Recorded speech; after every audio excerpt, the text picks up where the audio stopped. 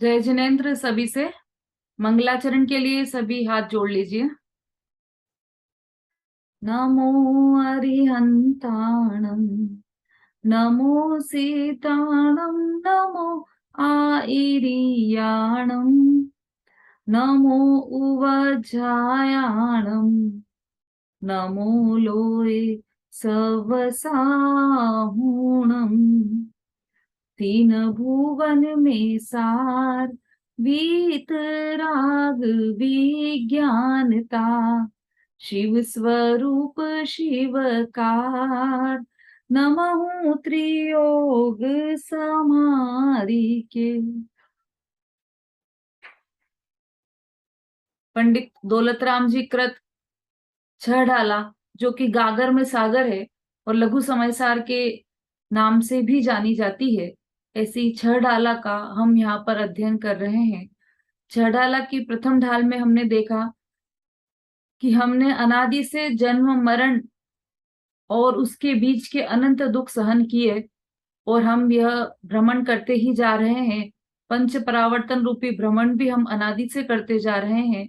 किस तरह से हम निगोद से निकलकर हमने एकेंद्रिय और फिर त्रस पर्याय को धारण किया, किस तरह से हम मनुष्य गति, तिर्यंच गति, नरक गति और देवगति के देवगति में गए और वहां के दुखों को हमने प्रत्यक्ष समझा।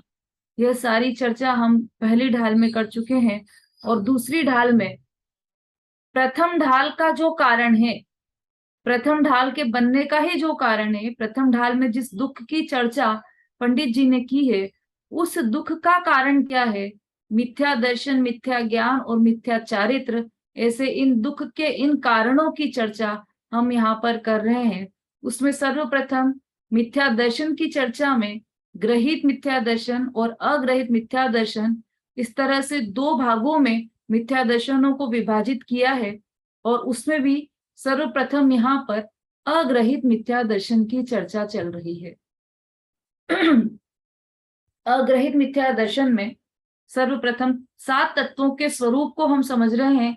सात तत्वों की विपरीत श्रद्धा अनादि से हमारी चली आ रही है। वह कैसी श्रद्धा हमने अनादि से की है, उस मिथ्यात्व की चर्चा अभी हम यहाँ पर कर रहे हैं। ग्रहित मिथ्या दर्शन और अग्रहित मिथ्या दर्शन क्या होता है, ये हम पहले समझ चुके हैं। अगर किसी को याद है तो वो जवाब दे सकते हैं कि ग्रहित मिथ्या दर्शन और अग्रहित मिथ्या दर्शन क्या है, या इन दोनों में क्या अंतर है।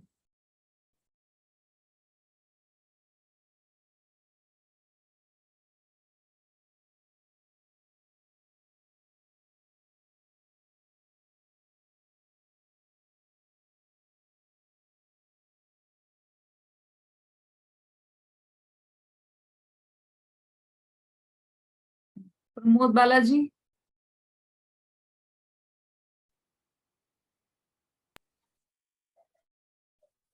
अग्रहित मिथ्या दर्शन है जो अनादि से, जिसे नवीन ग्रहण नहीं किया जा सकता है, वो अग्रहित मिथ्या दर्शन है। वो ग्रहित मिथ्या दर्शन जो अनादि से नहीं है, जिसे नवीन ग्रहण किया जाता है, वह ग्रहित मिथ्या दर्शन है। ठीक है, किया जा सकता है नहीं, किया ही नहीं गया। अनादि से यही स्थिति रही जीव की कि जिसने अग्रहित मिथ्यात्व को, मतलब अग्रहित मिथ्यात्व कहते ही उसे हैं जिसे हमने अनादि से ग्रहण कर रखा है। और ग्रहित मिथ्या दर्शन उसे कहते हैं कि जो तात्कालीन परिस्थितियों के अनुसार उसी पर्याय में धारण किया जाता है, वह ग्रहित मिथ्या दर्शन कहलाता है। हाँ, सही है, आपका अभिप्राय बिल्कुल सही था। अभी हम दूसरी ढाल प्रारंभ कर रहे हैं। दूसरी ढाल के पांचवें छंद तक हम चले हैं। 5 छंद तक का हम वांचन करते हैं। सभी अपने अपने यहाँ पर गुनगुनाइए ये साथ में। मैं एक किसी का अनम्यूट कर देती हूँ। शीला जी है?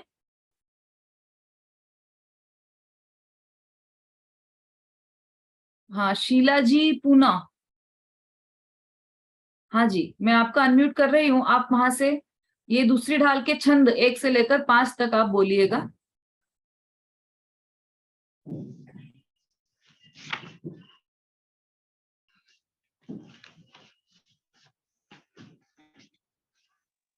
जय जिनेन्द्र दीदी। हाँ। ऐसे मिथ्या दृग ज्ञान चरण, वशी भ्रमत भरत दुख जन्म मरण, ताते इनको तजिए सुजान, सुन तिन संक्षेप कहूँ बखान। आवाज आ रही है दीदी? हाँ हाँ।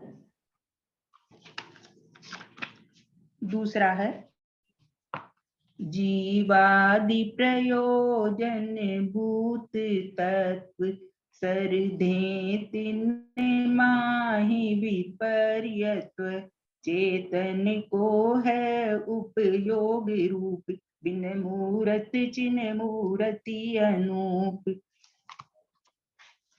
तीसरा उद्गल नभ धर्म अधर्म काल, इन ते न्यारी है जीव चाल, ताको न जान विपरीत मान, करी करे देह में निज पिछान। चौथा मैं सुखी दुखी में रंक राव, मेरे धन ग्रह गोधनि प्रभाव, मेरे सुततिय में सबल दीन, बेरूप सुभग मूरख प्रवीण। पांचवा तन उपजत अपनी उपज जान, तन नशति आप को नाश मान, रागादि प्रकट ये दुख देन, तिन ही को सेवत गिनत चैन। ठीक, बहुत बढ़िया, अच्छा स्पष्ट आपने सुनाया। ये 5 छंद अभी हमारे चल चुके हैं और उसमें हम अजीव तत्व और आश्रव तत्व संबंधी विपरीत श्रद्धा, अजीव और आश्रव तत्व के संबंध में भूल हम अनादि से क्या करते आ रहे हैं उसकी चर्चा अभी यहाँ पर चल रही है। अजीव तत्व की भूल हम समझ चुके हैं और आश्रव तत्व की भूल अभी हमारा यही प्रकरण चल रहा था। आश्रव तत्व की भूल पेज नंबर 35 भावार्थ में देखिएगा, पॉइंट नंबर 2, आश्रव तत्व की भूल। जीव अथवा अजीव कोई भी पर पदार्थ आत्मा को किंचित भी सुख दुख सुधार बिगाड़ इष्ट अनिष्ट नहीं कर सकते, तथापि अज्ञानी ऐसा नहीं मानता। ऐसा नहीं मानता मतलब इसका पूरा उल्टा कर लो, कैसा मानता है? वह जीव अथवा अजीव कोई भी हर पर पदार्थ हमें आत्मा को सुख और दुख देते हैं, सुधार बिगाड़ करते हैं, इष्ट अनिष्ट करते हैं, ऐसा अज्ञानी जीव मानता है। पर में कर्तृत्व ममत्व रूप मिथ्यात्व तथा राग द्वेषादि शुभाशुभ आश्रव भाव प्रत्यक्ष दुख के देने वाले हैं, बंध के ही कारण है, तथापि अज्ञानी जीव उन्हें सुख कर जानकर सेवन करता है। अब ये चर्चा हमारी चल रही थी कर्तृत्व ममत्व का। हमने कर्तृत्व ममत्व, कर्तृत्व बुद्धि, ममत्व बुद्धि, एकत्व बुद्धि, भोक्तृत्व बुद्धि, ये हमने कल समझी थी। भोक्तृत्व बुद्धि की भी शायद कल चर्चा नहीं हो पाई थी कि मैं ऐसा भोगता हूं, मुझे सुख दुख का वेदन होता है ना, तो पंखा चलता है तो मुझे ठंडक लगती है, ऐसा ये जो मैं ऐसा भोगता हूँ, रसगुल्ले मुझे अच्छे लगते हैं तो मैं उसके रस का स्वाद कर लेता हूं, मैं उसे भोगता हूं। ये जो मिथ्या बुद्धि चली आ रही है वह भोक्तृत्व बुद्धि कहलाती है। एकत्व, ममत्व, कर्तृत्व, भोक्तृत्व, ये 4 तरह की बुद्धियां होती है। उसमें यहाँ पर विशेष रूप से चर्चा ली है ममत्व बुद्धि की और कर्तृत्व बुद्धि की, कि पर मेरा है और मैं पर का कर सकता हूं। यह सबसे बड़ी मिथ्या बुद्धि हमारी अनादिकाल से चली आ रही है और इसी बुद्धि को मिथ्यात्व कहा जाता है। और मिथ्यात्व सबसे बड़ा पाप है। लोभ पाप का बाप है, लेकिन उस लोभ का भी बाप कौन है? कि मिथ्यात्व है। सारे पापों की जड़ ही मिथ्यात्व है, उल्टी मान्यता है। यदि हम एक चीज हम गलत समझते हैं तो हम लौकिक में भी देखते हैं कि कोई चीज हमने गलत समझ ली तो फिर उसके संबंधी सारा कार्य सब उल्टा ही उल्टा होता है ना। देखो ऐसे एक उदाहरण आता है ऐसा कि जैसे हस्बैंड और वाइफ, दो व्यक्ति एक ही घर में एक साथ रहते थे, है ना। अब जो वाइफ थी, पत्नी थी, उसके जो परिवार के सदस्य थे, उनका बहुत ज्यादा इंटरफेयर था उस घर में, और उसके कारण जैसे उसका जो साला था वह भी आकर उसे टॉर्चर करता था। जिया जी आज मुझे 50,000 रुपए की जरूरत है, जिया जी आज मुझे ऐसा चाहिए, जिया जी मुझे बाइक दिला दो। और सिर्फ यही नहीं, कई तरह से उसे परेशान करता था, है ना। और उसके और भी जो परिवार वाले हैं, मतलब पत्नी के जो परिवार वाले हैं, उनकी माता जी उन्हें परेशान करती, उनके पिताजी उन्हें परेशान करते, उनके घर के और भी सदस्य हैं, सब उस पति को परेशान करते थे, और पत्नी भी उन्हें टॉर्चर करती थी। अब यदि उस पति को या उस व्यक्ति को सुखी होना है तो वह क्या करे? उसे यह सब झंझट नहीं चाहिए तो वह क्या करे? कि सीधी सी बात, वह पत्नी से तलाक ले ले। यदि वो तलाक ले लिया उसने पत्नी से, तो पत्नी से संबंध रखने वाले जितने भी उसे कष्ट भासित हो रहे थे या कष्ट दिखाई दे रहे थे, वो सब कष्ट दूर हो जाएंगे। तो उसे उसके लिए करना कितना पड़ा, या फिर ऐसा करना पड़ा कि कोर्ट में जाकर कि मुझे मेरे साले से भी छुट्टी चाहिए, मुझे मेरे ससुर जी से भी छुट्टी चाहिए, मुझे उनके साथ, उनकी सास भी नहीं, मेरी सास भी नहीं जमती, ऐसे करना पड़ा क्या? उसका सिर्फ एक ही साधन था कि वह अपनी बुद्धि बदल ले। मतलब वो जिस पत्नी को उसने अपना मान रखा था, उसे अपना मानना छोड़ दे, उसका तलाक ले ले। मतलब यही हुआ कि उसे अपना मानना छोड़ दे।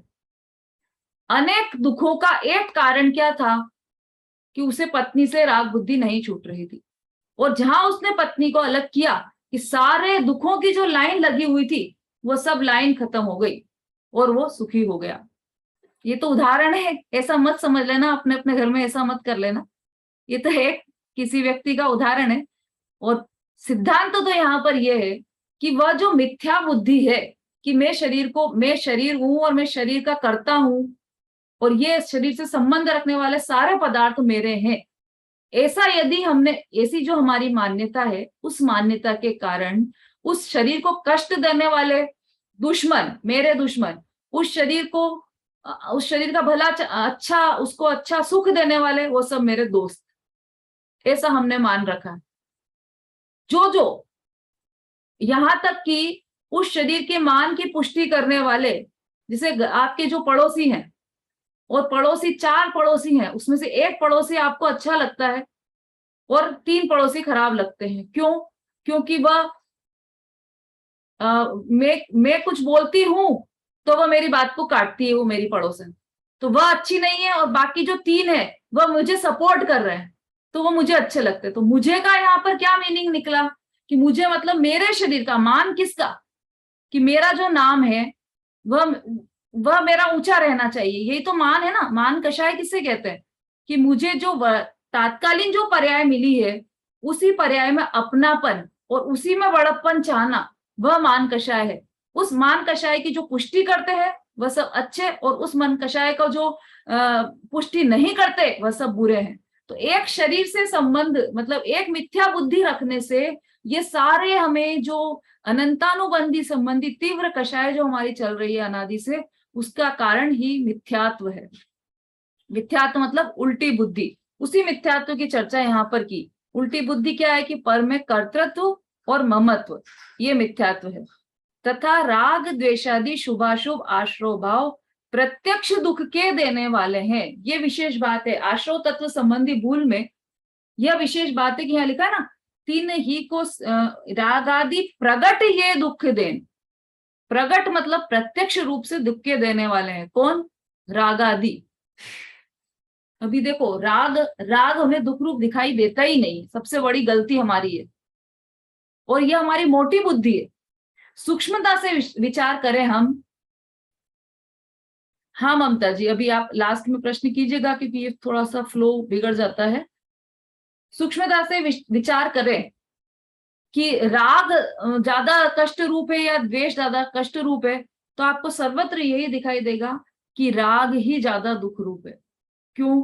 क्योंकि छोटे से छोटी जो लड़ाई होती है वह भी राग के कारण हुई है, और बड़ा से बड़ा युद्ध भी होता दिखाई देता है तो वह उसका कारण भी राग ही होता है।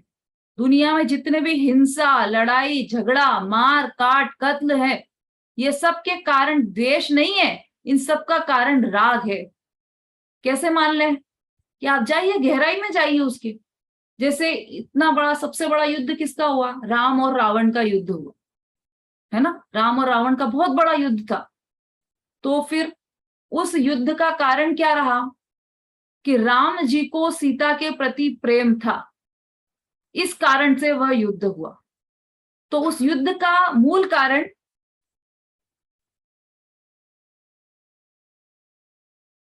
राग ही रहा ना। उस युद्ध का मूल कारण राग रहा। राम का राग रहा, इसलिए वह युद्ध हुआ। और रावण का तो नहीं रहा ना राग, रावण का तो द्वेष रहा ना। रावण के तो द्वेष के कारण हुआ युद्ध, कि नहीं, रावण का भी राग रहा। रावण को भी सीता के प्रति राग था, इसलिए इतना बड़ा युद्ध हुआ। किसी भी युद्ध को उठाकर देख लो, पुराण में किसी भी युद्ध की जो भी चर्चा है, सबके मूल में राग ही होगा। जितना भी दुख, किसी भी लड़ाई, आजकल की भी जो भी लड़ाई ले लो आप, हर लड़ाई का कारण राग है, द्वेष नहीं है। अभी हमारे भगवान को भी हम वीतराग कहते हैं, वीत द्वेष नहीं कहते, क्योंकि द्वेष से भी ज्यादा खतरनाक जो चीज है वह राग है। जैसे हम कभी सड़क पर निकले हैं और सड़क पर कोई कोई आदमी कुछ भी हमें बोलकर चला जाता है, तो हमें कितना दुख होता है। हमने उस आदमी से कुछ कहा, किसी से कुछ कहा, किसी दूसरे व्यक्ति से कुछ कहा कि जरा ये काम, कोई हमने काम बताया उसे और उसने वो नहीं किया, तो हमें दुख होता है क्या? और वही काम हम अपने बच्चे को बताएं और उसने नहीं किया, तो फिर क्या होता है? तब दुख होता है ना, कि अरे हमने इसे कहा था और इसने ये काम नहीं किया। दूसरा काम नहीं करे तो कोई बात नहीं, उसका दुख नहीं होता। जब जिसे हमने अपना मान रखा है, जिसमें हमने राग बुद्धि कर रखी है, वह हमारी बात जरा सी भी नहीं माने, तो हमें घोर दुख होता है। तो हर दुख का मूल राग ही होता है। अभी यहां पर ये जो आश्रव तत्व है, उसमें ये राग द्वेषादि लिए हैं। मिथ्यात्व तथा राग द्वेषादि शुभाशुभ आश्रव भाव प्रत्यक्ष दुख के देने वाले हैं। रागादि प्रगट ये दुख देन, है ना। द्वेष आदि में सब ले लेना, राग, द्वेष, क्रोध, मान, माया, लोभ, ये सारे जितने भी प्रकार के शुभ और अशुभ दोनों भाव हैं, वह सब स्पष्ट रूप से दुख के देने वाले हैं। स्पष्ट रूप से अभी अभी हमें दिखाई देगा, दिखाई देता ना। जैसे सुबह की चाय पीते हैं सब लोग पेपर पढ़ते पढ़ते, तो सुबह की चाय का हमने कप उठाया, चाय, कॉफी, दूध जो पीते हैं, उठाया और पेपर पढ़ते पढ़ते चाय पी रहे हैं जैन साहब, और एकदम उनकी नजर गई पेपर में या टीवी पर न्यूज में देखा उन्होंने कि जो बस आगरा से निकल रही थी उस बस का एक्सीडेंट हो गया। कप ऐसा का ऐसा ही नीचे रख दिया जैन साहब ने। अरे बाप रे, क्या बात कर रहे हो, जो बस आगरा के लिए निकली थी उसमें तो मेरा बेटा भी गया था। अब यहां पर धड़कन बढ़ गई, खूब खूब आकुल व्याकुल, और सबको अरे देखो क्या हो गया, जल्दी देखो क्या हो गया, आगरा से जिस बस से अपना बेटा गया था उस बस का तो एक्सीडेंट हो गया। अगली न्यूज, 236 नंबर की बस का एक्सीडेंट नहीं हुआ है, 237 नंबर की बस का एक्सीडेंट हुआ। अब इनको थोड़ी शांति, अब इन्होंने वापस कप उठाकर कॉफी पीना चालू किया। इतने में पता चला, किसी का फोन आया कि वो आपका जो बेटा है वह, उसे 236 नंबर की बस नहीं मिली, वह निकल गई थी उसकी बस, तो वह 237 नंबर की बस में चला गया। फिर क्या हुआ? फिर आकुलित व्याकुलित, सिचुएशन वही की वही। 236 नंबर की बस का भी एक्सीडेंट हुआ ही था ना, उसमें भी लाखों यात्री मरे थे, लेकिन 237 नंबर की बस की जब बात सुनी तब फिर आकुलित व्याकुलित हो गए। फिर किसी ने कहा कि अरे वो गया तो था वहां पर, लेकिन उसके एक स्टेशन के पहले ही उतर गया। जब एक्सीडेंट हुआ उसके एक स्टेशन पहले ही उतर गया। अब इनके मन में शांति आई। मतलब घटनाएं वही की वही चल रही है, और ये सारा जो परिणमन है, खेल है, ऊपर नीचे होना, आकुलित व्याकुलित होना, या फिर शांति, थोड़ी शांति महसूस करना, ये सब क्यों हो रहा है? उतार चढ़ाव ये सब क्यों हो रहा है? इस सब का कारण सिर्फ राग है। उस बेटे के प्रति राग है, इसलिए उन्हें ऐसा लगा कि अरे उस बस का एक्सीडेंट हो गया। अब हुआ तो है, दुख तो तब भी हुआ कि अरे बस का एक्सीडेंट हुआ, लेकिन दुख की तीव्रता में कमी आ गई। बेटा होता और उस बस का एक्सीडेंट हुआ होता तो दुख अत्यंत तीव्र होता, लेकिन बेटा तो उतर गया, अब उस बस का एक्सीडेंट हुआ है तो दुख तो है कि बाकी के यात्रियों के लिए भी दुख की ही बात है, लेकिन तीव्रता में कमी आ गई। तो कल जो ये चर्चा चली थी ना हमारे राग की, रूबी जी का प्रश्न भी आया था कि घर के भी काम करें हम और मंदिर जाएं, तो राग तीव्र और मंद कषाय की बात चल रही थी। तो प्रश्न आया था ना कि तीव्र कषाय, मंदिर जाए तो मंद कषाय, और घर में रहे तो तीव्र कषाय, ऐसा कैसे? घर में भी तो मंद कषाय हो सकती है ना? बिल्कुल सही था प्रश्न ही। देखो, मंदिर जाए तो मंद कषाय होगी। मंद कषाय और तीव्र कषाय के जो दो भेद किए हैं ना, वो एक तो किए शुभ और अशुभ भाव की अपेक्षा से। शुभ भाव को मंद कषाय बोला गया और अशुभ भाव को तीव्र कषाय बोला गया, ठीक है। लेकिन अशुभ भावों में एक अकेले अशुभ भाव को भी हम पकड़े तो उसमें भी परिणामों की तीव्रता और मंदता रहती है। अशुभ में भी तीव्र कषाय और कम कषाय हो सकती है, मंद कषाय और तीव्र कषाय हो सकती है, और शुभ भावों में भी मंद कषाय और तीव्र कषाय हो सकती होगी, क्योंकि सभी के परिणाम एक जैसे नहीं रहते। सभी जीवों के परिणाम, उसमें भी किसी के तीव्र मंद होते हैं, किसी के कम मंद होते हैं, और अशुभ परिणाम में भी किसी के तीव्र ज्यादा कषाय रूप होते हैं, किसी के कम कषाय रूप परिणाम रहते हैं। ऐसा रहता है ना। जैसे परिवार में भी यदि हम घर में भी भोजन बनाते हैं तो साधर्मियों के लिए भोजन बनाए तो हमारे परिणाम ऐसे चलते हैं कि अरे जो धर्म की साधना कर रहे हैं ऐसे साधर्मी जीवों को मुझे भोजन कराना है, जिन धर्म की साधना जिन्होंने धर्म का सच्चा स्वरूप समझा है, जो धर्म के प्रति प्रीति रखते हैं, ऐसे साधर्मियों को मुझे भोजन कराना है। तो जितनी देर आप भोजन बना रहे हैं या भोजन की तैयारी कर रहे हैं, उस समय आपके परिणाम कैसे रहेंगे? धर्म की प्रीति वाले परिणाम रहेंगे, तो वो मंद कषाय रूप परिणाम रहेंगे। लेकिन वही भोजन, क्रिया सेम वही रहेगी, भोजन वही बनेगा, बल्कि आप घर वालों के लिए 10 पकवान बनाओ और साधर्मी के लिए 2 दाल रोटी बनाओ, तब भी वही भोजन, वही प्रक्रिया करने में आपके जो परिणाम हैं वह मंद कषाय रूप नहीं रहेंगे, तीव्र कषाय रूप भी नहीं रहेंगे। देखो, तीव्र कषाय में भी मंदता और तीव्रता का अंतर है। भले उतने तीव्र नहीं रहे, जैसे एक मुसलमान है, वो भोजन बना रहा है तो उसके अत्यंत तीव्र कषाय के परिणाम है, क्योंकि वो मांसाहारी है, तो उसके तो बहुत तीव्र कषाय के परिणाम, मांसाहार बना रहा है। लेकिन जो जैन है तो बिल्कुल शुद्ध सोले का भोजन बना रहा है, छने पानी से भोजन बना रहा है, तो उसकी कषाय में बहुत मंदता है, लेकिन वह शुभ भाव नहीं कहलाएगा। शुभ भाव तब कहलाएगा जब वो साधर्मियों को भोजन कराएगा। परिवार वालों के लिए भले सोले का भोजन बनाए तो परिणाम आपके बहुत अच्छे हैं, मंद कषाय रूप परिणाम है। हाँ, वात्सल्य रहेगा, साधर्मियों को कराएंगे तो वात्सल्य रहेगा, परिवार को कराएंगे तो भी वात्सल्य से भी कराएं, तब भी वो जो शुभ परिणाम है वो तो साधर्मियों को भोजन कराने में ही आएगा। परिवार के प्रति एक मोह चलता है ना, ये मेरे हैं, जो इसमें आया ना ममत्व बुद्धि, ये मेरा पुत्र, ये मेरे पति, तो वो तो हर क्षण चल रहा है आपका, है ना। वो ममत्व परिणाम तो कहीं नहीं गए, मिथ्यात्व के साथ के परिणाम है ना ये। तो ये अशुभ भाव की श्रेणी में ही आएंगे, शुभ भाव की श्रेणी में नहीं आएंगे।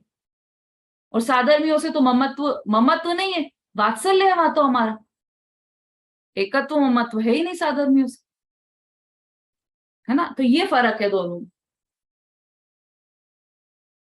साधर्मियों को भी भोजन करा रहे हैं, भोजन बना रहे हैं, तो उसमें तीव्र शुभ, आप बोलोगे कि शुभ परिणाम है साधर्मियों को भोजन कराने में और पूजन कराने में। तो हम पूजन करने के लिए मंदिर जा रहे हैं, प्रक्षाल देखने के लिए मंदिर जा रहे हैं, उसमें भी मंद कषाय के परिणाम, उसमें भी शुभ भाव है, और साधर्मियों को भोजन करा रहे हैं उसमें भी शुभ भाव है। तो हम क्यों कराएं, हम क्यों जाए वहां प्रक्षाल करने, हम तो साधर्मियों को भोजन करा देंगे। दोनों में तो शुभ भाव है, बहुत फर्क है दोनों में। दोनों की तीव्रता, क्या बात है, आवाज नहीं आ रही क्या किसी को? ममता जी आपके यहाँ देखिए, चेक कीजिए आपका आ रही है। ठीक है। दोनों की तीव्रता और मंदता में, शुभ भाव में भी तीव्र और मंद का फर्क है। तो पूजन प्रक्षाल करोगे तो तीव्र मंद कषाय के परिणाम, मतलब उत्कृष्ट जाति के मंद कषाय के परिणाम रहेंगे। साधर्मियों को भोजन कराओगे तो उसकी डिग्री थोड़ी कम रहेगी। पूजन करोगे तो और तीव्र, मतलब और उच्च स्तर के परिणाम। और स्वाध्याय करोगे, आत्म सन्मुख होने का प्रयास करोगे तो और उच्च परिणाम है। तो ये शुभ भावों की भी डिग्री रहती है ना, शुभ भावों में भी अलग अलग परिणाम होते हैं। तो यहाँ पर हमने देखा कि राग द्वेषादि शुभाशुभ आश्रय भाव प्रत्यक्ष दुख के देने वाले हैं। अभी हमने देखा ना इस उदाहरण से कि कैसे वो एक बेटे के प्रति मोह है, तो भले ही घटना वही सेम चल रही है, लेकिन उसमें परिणामों में कितना अंतर आ जाता है, और उस परिणाम के अंतर का कारण यह राग भाव ही रहता है। अब ये तो हमने अशुभ भाव, अशुभ राग की चर्चा की। तो इसको तो चलो हम मानते हैं कि राग दुख रूप है। हाँ चलो, देखो अब किसी से मोह है, किसी किसी को तो जैसे पड़ोसी है, पड़ोसी से भी ऐसे संबंध हो जाते हैं कि वो बिल्कुल अपना ही मान लेते हैं, बिल्कुल ऐसा संबंध हो जाता है।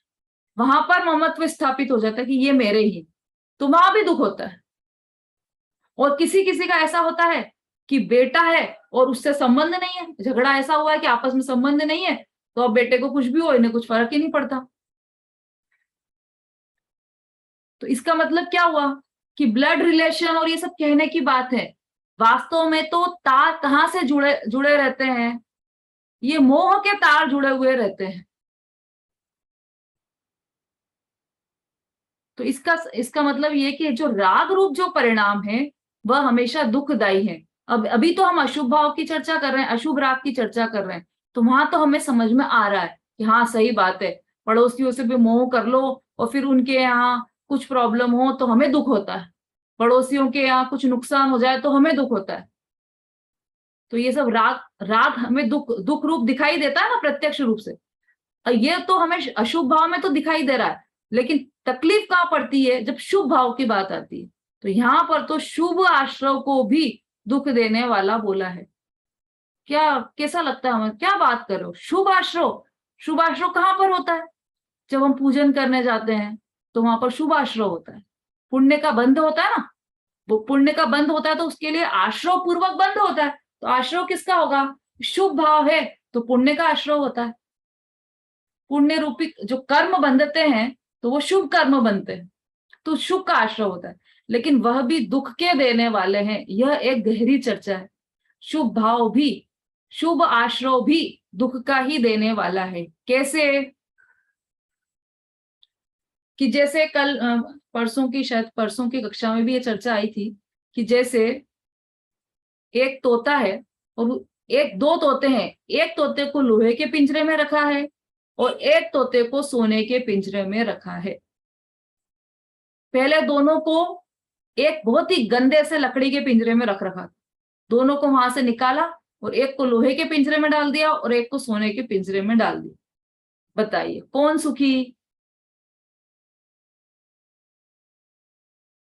शुरू में तो खूब उसने जब जब निकाल कर उन्हें डाला जा रहा था, वहां से लकड़ी के गंदे से पिंजरे से निकाला, तो शुरू में तो लोहे के पिंजरे वाला तो बहुत दुखी हुआ कि अरे मुझे लोहे के पिंजरे में डाल रहे हैं और उसको सोने के पिंजरे में डाल रहे हैं।